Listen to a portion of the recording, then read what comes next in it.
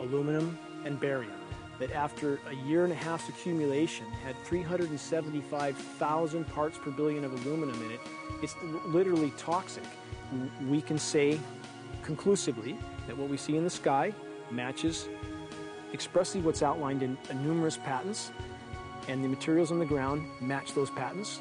This material was not there 5 years ago. It is a recent phenomena in the quantities it's in. It has escalated in some cases 50,000% in 5 years in the case of aluminum. From our original baseline reading of 7 parts per billion, which was already high, it has escalated up to 50,000% in 5 years. And we've seen profound changes in that time. Dr. Leonard Time, PhD in chemistry, I cross-checked with him, and he says the oxides of aluminum, barium, and strontium will drive your pH into the coastal, from an acid soil like this up into the neutral. There's no question about it. And that's exactly... That's exactly what you see happening. Wow. I have a doctorate in inorganic chemistry from Oregon State University, in which I was working with different metals and oxidation states, and then did a postdoctorate work at Brandeis, where I was working stabilizing off oxidation states of different metals. The goal is to sort of figure out how everything fits in the dynamic equilibrium of life.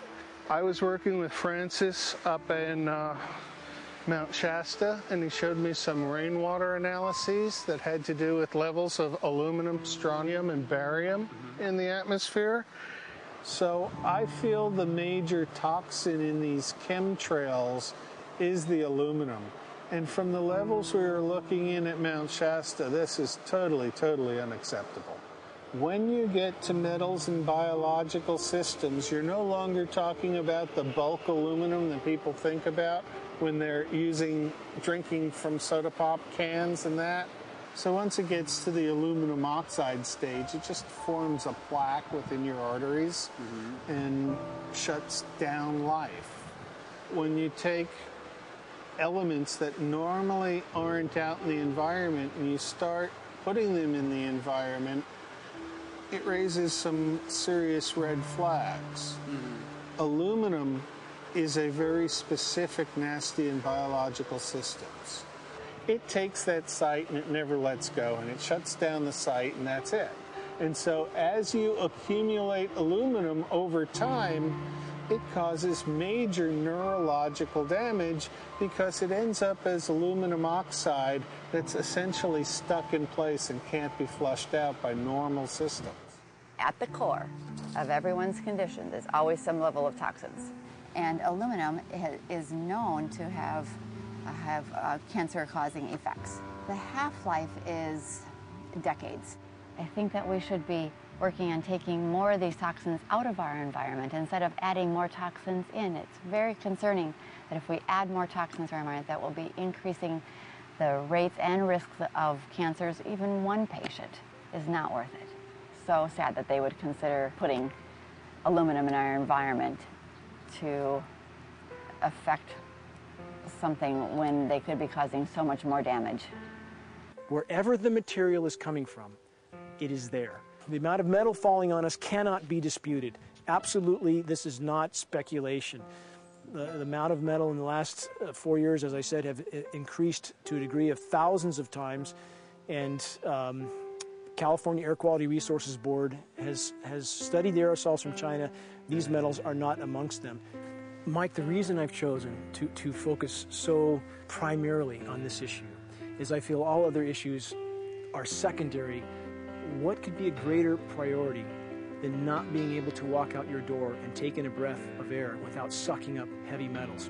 If our land base is being poisoned, if our waters are being toxified, what will we have left to work with? Whatever we choose to focus our time and energy on, whatever our political beliefs, that this is a common ground for all of us. We must have air that we can breathe that's not full of toxic chemicals and metals.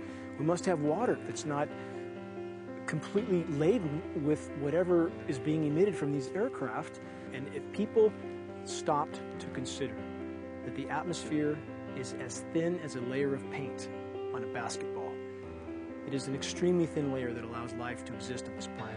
To simply treat it as a physics lab and experiment with it until it is broken beyond repair is folly of unbelievable proportion. And if people understood that this sort of experimentation not only is going on, but has been going on for a very, very long time. Going back 50 years, there's been countless climate manipulation, weather modification programs that the vast majority of the public is completely unaware of. And if they think that this is not true, that certainly that somehow they would have known if it was occurring, I would ask them to look at things like Agent Orange and the things that governments do because they can, because there's no one to stop them, because they have these huge military machines that want to control everything. And in fact, the government's own document, perhaps you may have seen, it's available to any online, is called Owning the Weather, an expressed goal of our government, and not just our government. He told the Associated Press that the American government has created weather tampering techniques so that the New World Order will be able to starve millions of Americans and to control the rest. There is weather control techniques. Number one, the entire patents on the equipment. Number two, Senator Claiborne Pell's complete statement and story of his own that not only does it exist, but that we even utilize it as far back as the Vietnam War. Well, Murph, we're going to do what we can. Let's see what we can do. You got the scientists behind you. The scientists are with you, so at least this scientist is with you. I may not have $1 million budget, but I've got enough to show that something's dreadfully wrong. You got it. All right. So Arizona will be this Monday, the 21st. Senator Johnson up in Show Low. So we're going to be in the car a long time.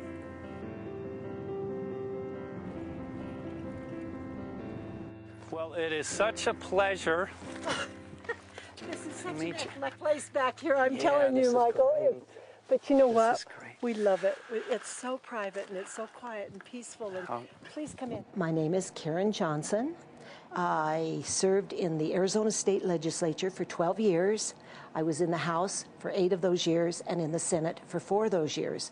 When you see a plane fly overhead, there's a trail that leaves the end of that plane, and it goes from one horizon all the way to the other as the plane flies across, and it begins to filter out and cover more and more of the sky in kind of ripples.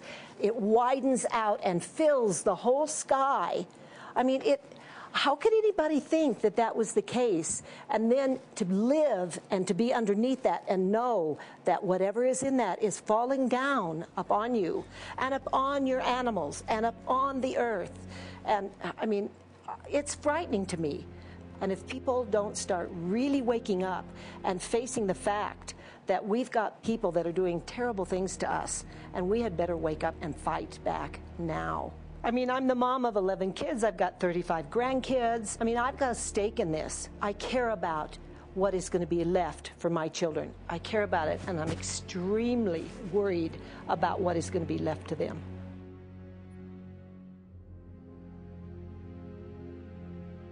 Aluminum is toxic, and we know that it's accumulative. And we know that we're getting more. So we're absorbing it in the air, we're drinking it in our water, so we are accumulating more. So the thought of more aluminum being dispersed in our environment in the way that you mentioned is very frightening to us and very disturbing to us. Those of us who have done any research on this are really quite concerned that we are ill-informed about this issue, and mostly that it's being done. Aluminum is toxic. We know that it is. We can debate as to the amount of toxicity that is going to be disturbing the body, but as far as really accepting the fact that it's accumulative, it's synergistic, then we have to conclude that it's not a good idea to put it in our atmosphere, especially when we know we're getting increased amounts, and especially since we know that the scientific communities around the world are pointing a finger at the heavy metal toxicities, at the toxicities that we're absorbing in the day-to-day food that we eat and the air that we breathe. The concern is off the charts about why is this happening? Why is this being allowed to be sprayed continually all over the United States, all over the world?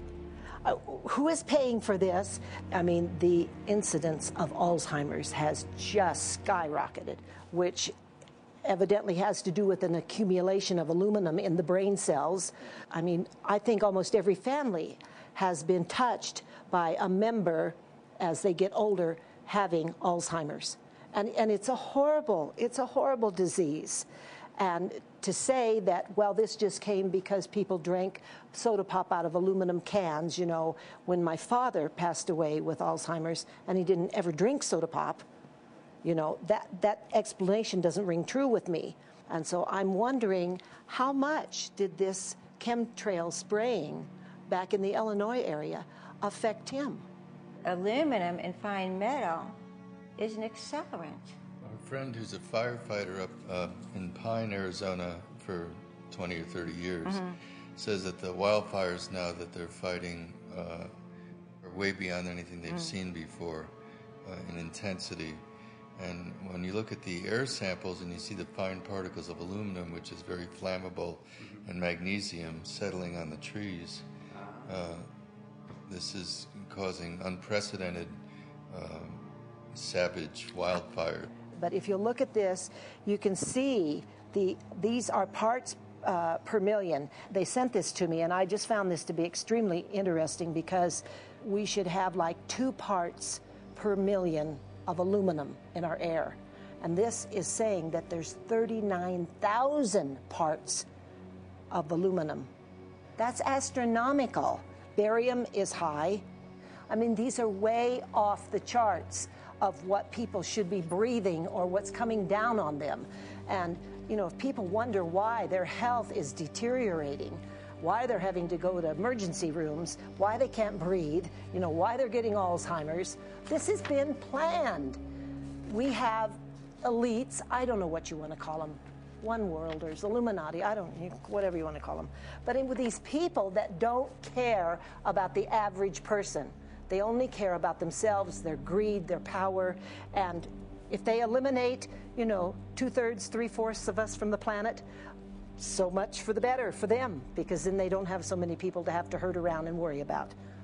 So this is a lot what this is about, and this is very, very alarming and scary. I mean, where is this stuff coming from, and why? Why is this kind of stuff being put out there? You know, I've heard different explanations about, oh, we need to cool the planet, all this and that. But if people are up there trying to cool the planet, why do they need all this kind of stuff in it? The explanations just never have really rang very true. And as I'm setting up the equipment, she looked at me and she said, all these trees here are dying. And I said, what? She says, all these trees in here are dying. So I thought, well, I'm going to test for aluminum, because that's one of the key things in the programs that we're talking about, and titanium. And I took some of this bark sample and tested it, and it came back positive with aluminum and titanium. Then I started traveling around California, noticing the same thing. In Lake Tahoe, there was a lot of the same type of bark, all through Sacramento area and Davis. Just about everywhere I went, I was noticing this silver white bark. What I think's happening is these chemicals are getting down and destroying the roots. And then as they come up, they're going out into the bark. Those 2 right there are the ones that are just, it just hurts so bad to see these 2, because look how old and big they are. We probably lost 40 trees right here on our 10 acres. Every week, every other weekend, we'd see another tree that was beginning to die. And I mean, it's just so sad, we just cry. And to think that that might have something to do with it, along with their other explanations, would really, really frost me. Every time you lose a tree, you know, it's not good, it's just sad. And there's another one over here in this little group of trees here. Don't you feel better when you stand up and fight than if you crawl down in a little hole and go to sleep? You know, I mean, my gosh, people, your families are out there, children are out there, your grandchildren. I mean, you've got to do something to help.